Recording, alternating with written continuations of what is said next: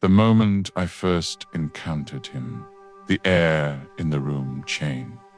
There was a faint tension, a rapidly trembling energy, a movement that made one both curious and alert. I didn't know his name, nor his past, but I noticed one thing instantly. He was someone who did not know how to hold back. He didn't need to speak. His presence alone carried a force that always pushed forward, as if every moment of life was a race, and every breath was a starting signal for him. As I watched him, I noticed something. When he wanted something, a shadow passed through his eyes. Not determination, but something else, the shape of an inner impulse taking form. He was fast, very fast, but beneath that speed there was a fragility he carried, a sensitivity no one else noticed, yet was undeniably there. One day I couldn't hold myself back and asked him, "How do you not lose yourself in all this intensity?" He turned his gaze to me. I felt something like a warmth leaning toward me. He wasn't trying to look strong. He simply was. "I do get lost," he said. "You just don't notice. But losing myself doesn't stop me."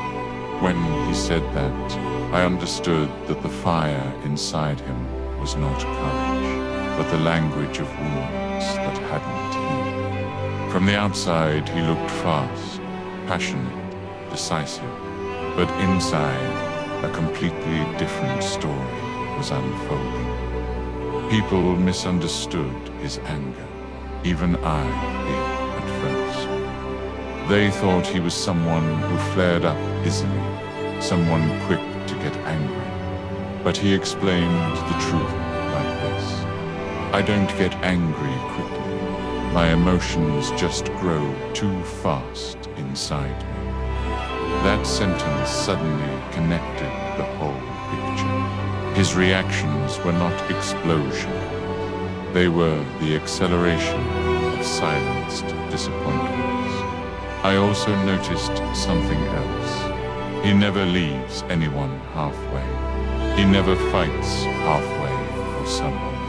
If he cares, he is fully there with all his weight.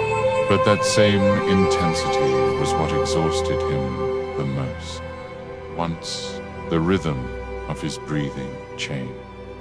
A shadow moved through his eyes, and he said, "They think I don't get time. But when I truly do, I never tell anyone." That was when I understood his most vulnerable part was not weakness, but his effort not to burden anyone. It was as if he came into the world with an agreement. I will fight for everyone, but no one should ever have to stop for me. That's why he hides his emotions. That's why he guards his fragility.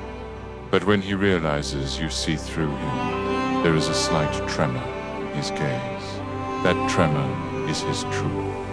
As I spent time with him, I learned something. His real strength wasn't in his boldness, but in how he kept moving even when he was hurt.